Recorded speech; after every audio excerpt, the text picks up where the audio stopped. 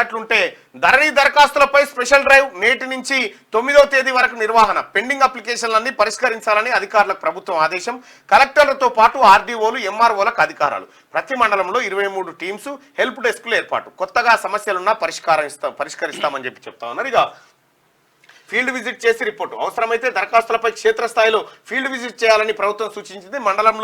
మండలాల్లో ఏర్పాటు చేసే టీమ్స్ క్షేత్రస్థాయి విచారణ పూర్తయిన తర్వాత అప్లికేషన్లపై రిపోర్ట్ అందజేస్తాయి. ప్రతి రిపోర్ట్ తప్పనిసరిగా అప్రూవల్ ఇచ్చే అథారిటీకి పంపిస్తాయి. ఆ అథారిటీ వాటికి నిర్దేశించిన ఫార్మాట్ ద్వారా ఆమోదించడం లేదా తిరస్కరించినట్టు పేర్కొంటూ ఉన్నతాధికారులకు తెలియజేస్తుంది. కాగా స్పెషల్ డ్రైవ్ ప్రోగ్రామ్ ను ధరణి కమిటీనే డిజైన్ చేసింది.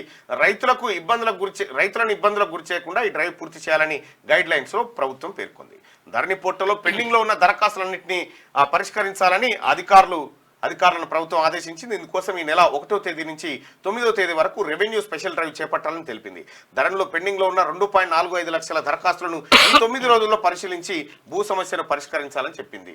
ఎవరైతే రైతు సోదరులారా ధరణి వల్ల మీకు ఇబ్బంది జరిగిందో, ధరణిలో లోపాలు జరిగినాయో, మీరు నేరుగా ఎంఆర్ఓ ఆఫీస్కు కానీ ఆర్డీఓ ఆఫీస్ కానీ వెళ్ళండి.